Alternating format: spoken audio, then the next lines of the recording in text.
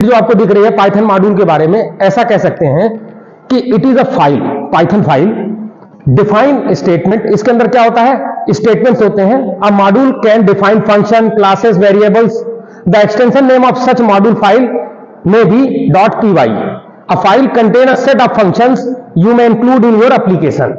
अब इसको हम सरल शब्दों में समझा देते हैं कि पाइथन मॉड्यूल वास्तव में एक तरह की पाइथन फाइल ही होती है, एक तरह की पाइथन फाइल होती है। इस फाइल का एक्सटेंशन होता है .py या .pyw। जैसे हम अगर एक पाइथन फाइल बनाते हैं तो जो पाइथन फाइल हम बनाएंगे उस फाइल का नाम क्या होगा? .py या .pyw। तो उसी तरह से पाइथन मॉड्यूल वास्तव में एक तरह की फाइल होती है। इसके अंदर क्या लिखते हैं? फंक्शंस डिफाइन करते हैं, स्टेटमेंट्स लिखते हैं, और ये स्टेटमेंट किसी और पाइथन फाइल के लिए इस्तेमाल कर सकते हैं।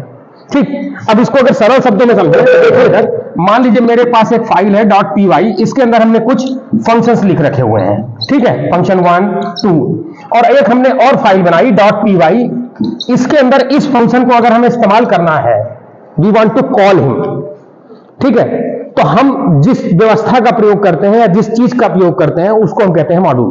तो पाइथन मॉड्यूल के बारे में पहली लाइन ये है कि पाइथन मॉड्यूल एक तरह की पाइथन फाइल होती है। इसके अंदर भी स्टेटमेंट होते हैं, कोड होते हैं, फंक्शंस होते हैं, और ये जो फंक्शंस हैं या कोडिंग है, इनका प्रयोग किसी दूसरे पाइथन फाइल के लिए या दूसरे पाइथन प्रोग्राम के लिए हम इस्तेमाल कर सकते हैं। करेक्ट? कोई डाउट? अब ये दो तरह की होती हैं, जो मॉड्यूल होते हैं ये दो तरह के होते हैं। एक तो होता है बिल्ट इन, यानी पहले से बना बनाया है, और दूसरा यूजर डिफाइंड मॉड्यूल, यानी जो यूजर ने बनाया है। आप खुद भी देखिए, मेरे पास एक पाइथन फाइल थी a.py। मान लीजिए इसके कुछ फंक्शंस का या कुछ डेटा का या कुछ भी कोडिंग का प्रयोग मुझे किसी नई फाइल जो कि b.py है में इस्तेमाल करना है, तो हम क्या करेंगे? हम इस बने बनाए फंक्शन को यहां पे कॉल कर लेंगे। पहला तरीका है या तो फिर से लिखो उस फंक्शन को, ठीक, और या फिर तरीका क्या है? जो पहले से बना हुआ है उसको यूटिलाइज कर लो। तो जो पहले से बना हुआ है उसको हम इंपोर्ट करते हैं। दूसरी लाइन देखिएगा, इंपोर्ट स्टेटमेंट से। तो import statement is used to find out to utilize a readymade module in our application. पहले से अगर मैंने कोई एप्लीकेशन बना रखी है तो उस एप्लीकेशन के लिए अगर कुछ पहले से फाइल बनी हुई है, कोई मॉड्यूल बना है या पाइथन फाइल है, तो उसके फंक्शन को हम कॉल करा सकते हैं। और ऐसा हम दो तरह से कर सकते हैं, पहला है बिल्ट इन और दूसरा है यूजर डिफाइन। यूजर डिफाइन मतलब यूजर बनाता है, और बिल्ट इन मतलब पहले से बना बनाया है। तो हमारे सिलेबस में तीन तरह के मॉड्यूल हमें समझने हैं, जो पहले से बने बनाए हैं उनको इस्तेमाल करना है। तो पहला मॉड्यूल कौन सा है? मैथ मॉड्यूल, दूसरा रैंडम मॉड्यूल, और तीसरा स्टैटिक मॉड्यूल। अब इस मॉड्यूल के अंतर्गत बहुत सारे फंक्शंस होते हैं और इन फंक्शन को हम यूटिलाइज करते हैं। आने वाले समय में हम लोग देखेंगे कैसे। ये देखिए, इंपोर्ट स्टेटमेंट कैसे इस्तेमाल करते हैं, इसका सिंटैक्स क्या है, इन चीजों को समझेंगे। तो इंपोर्ट एक स्टेटमेंट है जो क्या करता है कि जो पहले से कोई फाइल बनी हुई है या मॉड्यूल बना हुआ है, उसके तमाम प्रकार के फंक्शन को किसी दूसरी फाइल में बुलाना होता है। तो हम सबसे पहले इंपोर्ट का प्रयोग करते हैं। बुलाने के तरीके भी दो हो सकते हैं। इसको समझने के लिए ऐसे समझिए कि आपको एक इन्विटेशन कार्ड मिला जिसमें लिखा हुआ है विवेक कुमार शर्मा, अब ब्रैकेट में लिखा है सपरिवार। तो कितने लोग जाएंगे एक कार्ड पे? पूरा परिवार जाएगा, यानी 4 मेंबर है तो 4 जाएंगे। और अगला सपरिवार लिख रहा है तो उसको पता है कि एक कार्ड हमने बांटा है, उनके 4 लोग हैं, तो 4 थाली जोड़ लो। अगर कार्ड के हिसाब से प्लेट लगवाना शुरू करेगा तो ज्यादा से ज्यादा लोग तो भूखे रह जाएंगे। तो जब हमारे कार्ड में अगर लिखा है विवेक कुमार शर्मा और ब्रैकेट में लिखा है सपरिवार, तो इसका मतलब है एक कार्ड पे 4 लोग आ रहे हैं। और अगर वो सपरिवार हटा देगा तो इसका मतलब क्या हुआ कि एक कार्ड से सिर्फ एक व्यक्ति आएगा, विवेक शर्मा आएगा खाने, और कोई नहीं आएगा। और अगर सपरिवार लिखा हुआ है तो फिर वो 4 समझ लेगा कि 4 जोड़ो। कभी कभी लोग पूरे मोहल्ला जोड़वा देते हैं परिवार में, है ना, कि मामा का लड़का है, नाना का लड़का है, तो पता चला एक कार्ड में 200 लोग आ रहे हैं खाना खाने। करेक्ट? तो इंपोर्ट स्टेटमेंट इसी तरह से काम करता है। देखिए ध्यान से, इंपोर्ट स्टेटमेंट में जो है 2 तरीके हो सकते हैं। जब हम इंपोर्ट करते हैं और उस मॉड्यूल का नाम लिख देते हैं तो वो सिर्फ और सिर्फ उसके अंतर्गत, जैसे यहां पे लिखा है मैंने इंपोर्ट मैथ, तो इसका सिंपल मतलब होता है कि आपने मैथ मॉड्यूल को बुलाया और मैथ मॉड्यूल के अंदर दुनिया भर के फंक्शंस हैं, तो वो functions are available in your program. Correct? ये नहीं मतलब हुआ। और अगर मैं फ्रॉम का प्रयोग करता हूं, जैसा कि इस एग्जाम्पल में देखिए, दोनों में देखिएगा अंतर। Look at here. अब हमने क्या किया है, मैंने लिखा है फ्रॉम मैथ इंपोर्ट एसक्यूआरटी। इसका मतलब है कि मैथ मॉड्यूल का जो एसक्यूआरटी फंक्शन है उसको हमने बुलाया है। तो इस स्टेटमेंट के थ्रू सिर्फ और सिर्फ एक फंक्शन आएगा, और वो कौन सा फंक्शन होगा? SQRT function. ठीक है, समझ में आ रही मेरी बात? जब हम इंपोर्ट मैथ लिखते हैं तो इसका मतलब है कि मैथ मॉड्यूल को बुलाओ। तो जब हम मैथ मॉड्यूल को बुला रहे हैं अपने प्रोग्राम में, तो उस मैथ मॉड्यूल के अंतर्गत जितने भी फंक्शंस हैं, SQRT function, POW function, sine, cos, जो भी है, वो सारे फंक्शंस ऑटोमेटिकली प्रोग्राम में आ जाएंगे। क्यों? क्योंकि आपने इंपोर्ट लिखा हुआ है, यानी सपरिवार लिख दिया है। जब हम सिर्फ एक को बुलाते हैं तो हमने क्या स्टेटमेंट यूज किया है? फ्रॉम मैथ इंपोर्ट SQRT, मतलब मैथ मॉड्यूल से SQRT को बुलाओ। तो ऐसी स्थिति में क्या होगा? सिर्फ और सिर्फ एक फंक्शन आएगा। कौन? SQRT function. अब दोनों को करके मैं दिखाता हूं आपको, प्रैक्टिकल तो ज्यादा समझ में आएगा। ठीक है, देखिए मैंने क्या किया है, पाइथन को स्टार्ट किया है। ठीक है, हमने अपना पाइथन प्रोग्राम खोल लिया है। मैं एक प्रोग्राम बनाने जा रहा हूं और इसमें मैं लिख रहा हूं इंपोर्ट, स्टेटमेंट लिख रहा हूं इंपोर्ट मैथ। ठीक, इसका मतलब हमने मैथ मॉड्यूल के सारे फंक्शंस को कॉल करा लिया है। चाहो तो कमेंट में डिफाइन करने के लिए मैं यहां लिख देता हूं all function under math module. ठीक है, अब मैं कह रहा हूं प्रिंट किस फंक्शन का इस्तेमाल करना है। मान लो मुझे करना है SQRT करना है, तो मैं लिखूंगा पहले मॉड्यूल का नाम लिखूंगा, मैथ मॉड्यूल, डॉट लगाया। अब मैथ मॉड्यूल का कौन सा फंक्शन? SQRT। ठीक, ब्रैकेट में वो वैल्यू दे रहा हूं, मान लो मैं 16 दे रहा हूं, तो ये क्या करेगा? 16 का स्क्वायर रूट बता देगा, ये बताएगा ना।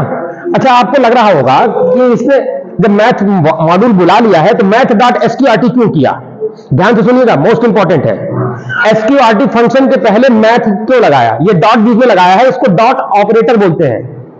It is known as dot operator. Dot operator इसका प्रयोग इसलिए कर रहे हैं क्योंकि SQRT फंक्शन हो सकता है कि दो अलग अलग मॉड्यूल में सेम नाम का फंक्शन हो सकता है कि नहीं? मैंने मान लीजिए एक मॉड्यूल बनाया XYZ, उसके अंदर भी मैंने SQRT फंक्शन डाल दिया। तो जब मैं SQRT कहूंगा तो it become a great confusion कि SQRT फंक्शन किसकी बात की जा रही है, मैथ वाले की या XYZ की, क्योंकि हम बहुत सारे मॉड्यूल बुला सकते हैं। We can call several modules. ठीक है, तो इसलिए हमने क्या कर दिया? मैथ डॉट SQRT कर दिया। ठीक उसी तरह से जैसे अमन नाम के दो लड़के हैं तो बताना पड़ता है कि अमन तिवारी के अमन प्रजापति। आप अगर अमन बोलोगे तो दोनों के लिए एड्रेस हो गया ना, लेकिन फिर आप क्या कहते हो? अमन तिवारी। इसका मतलब है उस लड़के की बात की जा रही है। उसी तरह से SQRT के पहले हमने मैथ लगा दिया, तो हमने ये बताने का प्रयास किया है कि ये जो SQRT फंक्शन है मैथ मॉड्यूल का है। और ऐसा इसलिए किया क्योंकि हो सकता है कि मेरे पास कोई एक और मॉड्यूल मिल जाए जिसमें SQRT फंक्शन पहले से अवेलेबल हो ना, तो कंफ्यूजन क्रिएट हो जाएगा कि किसको बुलाना है। करेक्ट, समझ में आ गया? तो हम सबसे पहले मॉड्यूल का नाम लिखते हैं, फिर डॉट लगाकर उसके फंक्शन का, और हमने चलाया। फाइल अभी सेव नहीं की है, जैसे रन करूंगा वो बोलेगा सेव करिए, हमने सेव कर दिया आपके लिए, M2 नाम दे दिया फाइल का नाम, रन कर गया। आउटपुट आया हमारा 4.0, यानी SQRT फंक्शन चल गया ना? ठीक है, क्लियर है? अब देखिए, अब वो मैं फ्रॉम बताता हूं आपको। अगर मैं कहूं फ्रॉम मैथ इंपोर्ट साइन या इंपोर्ट POW, ठीक है, हमने क्या किया भैया? हमने मैथ मॉड्यूल के POW फंक्शन को बुलाया है, सिर्फ POW को बुलाया और किसी को नहीं बुलाया। तो इसका मतलब यह है कि ये नहीं चलेगा, इसमें एरर देना चाहिए। ठीक है ना? जैसे पार्टी में अगर किसी को कार्ड नहीं दिया, वो चला आया, तो क्या हुआ? गलत है ना, पकड़ा जाएगा। ठीक, तो यहां पर ध्यान से देखिए, हमने फ्रॉम मैथ इंपोर्ट POW, इसका मतलब है मैथ मॉड्यूल से POW फंक्शन को कॉल करिए, और हमने सिर्फ और सिर्फ POW को कॉल किया है। लेकिन मैं क्या कर रहा हूं? मैथ के SQRT फंक्शन को जबरदस्ती इस्तेमाल करने का प्रयास कर रहा हूं, तो गलत है, एरर देगा। इसे जानबूझ के लिखा है मैंने। अब मैं इसको अगर रन कराऊंगा तो it will create an error. Error दिया ना, ये लाल वाली लाइन आ गई ना एरर की। क्यों आई? तो कह रहा है कि name math is not defined. भाई ये जो आप मैथ बोल रहे हो वो है ही नहीं है, डिफाइन नहीं है। लेकिन अगर मैं यहां पर POW फंक्शन का प्रयोग कर लेता हूं, अब देखो मैं 2 की पावर 3 कर दे रहा हूं, कर दिया, अब कोई गलती नहीं होगी। ये देखिए आउटपुट आ जाएगा। अरे सॉरी, POW फंक्शन होता है कि नहीं होता है? अच्छा, सॉरी, हाँ, इसलिए गलत दे रहा था, क्योंकि भैया मैथ लगाने की जरूरत ही नहीं। जब तुमने एक को बुलाया है तो मैथ क्यों बता रहे हो? अगर क्लास में सिर्फ एक ही अमन है तो फिर हमें अमन बोलने में कोई दिक्कत नहीं है, अमन ही आएगा, लेकिन दो होंगे तब ना अमन तिवारी और अमन प्रजापति बताना पड़ेगा। तो इसलिए वो मैथ डॉट अब गलत सही हो गया। देखिए मैं रन करा रहा हूं, चल गया उत्तर आ गया 8.0। तो इसका मतलब क्या हुआ कि हम जब स्पेसिफिक को बुलाते हैं तो फ्रॉम का प्रयोग करते हैं।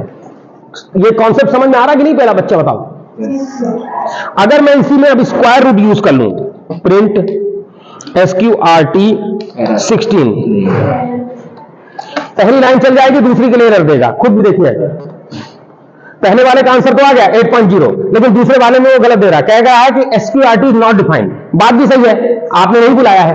अब देखो अगर मैं इसमें SQRT भी जोड़ दूं तो अब एरर हट जाएगी। अब मैं कर क्या रहा हूं, फ्रॉम मैथ SQRT। अब देखो कोई एरर नहीं देगा,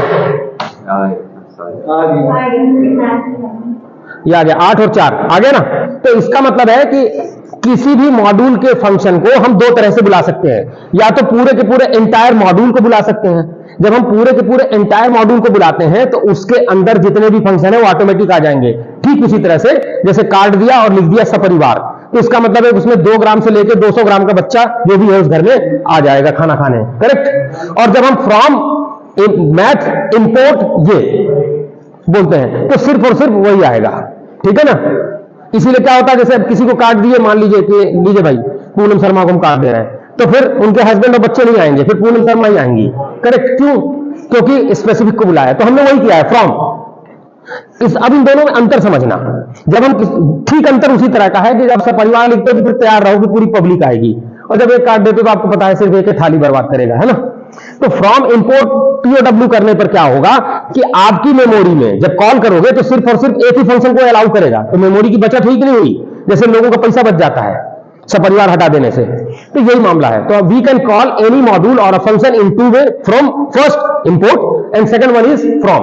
तो इंपोर्ट के बाद हम सीधे मॉड्यूल का नाम लिख देते हैं, तो पूरा का पूरा मॉड्यूल अपने पूरे फंक्शन के साथ लाव लश्कर के साथ अवेलेबल हो जाता है।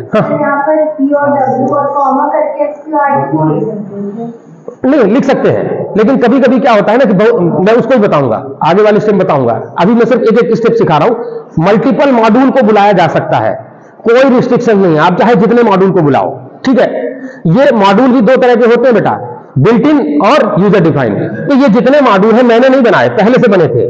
मैथ मॉड्यूल, रैंडम मॉड्यूल और स्टैटिक मॉड्यूल। हम अपने सिलेबस में 3 तरह के मॉड्यूल पढ़ेंगे, और चूंकि ये मॉड्यूल है तो इनके अंतर्गत खूब सारे फंक्शंस होंगे, तो उन फंक्शंस को देखेंगे। इसीलिए मैंने सबसे पहले पन्ने पे आपको दिखाया था ये वाला, ये हमने बताया था कि कौन कौन से फंक्शन पढ़ेंगे। तो मैथ मॉड्यूल के अंदर हम PI फंक्शन पढ़ेंगे, पाई की वैल्यू के लिए, EXP exponential, SQRT square root, ceil मतलब ceiling limit, floor, ceil and floor. ये फंक्शन मालूम है क्या होता है? इसको भी एक्सप्लेन कर रहा हूं। सील एंड फ्लोर, सील का मतलब होता है सीलिंग्स। जैसे ये घर है तो इसमें सीलिंग कौन सी है और फ्लोर कौन सा है?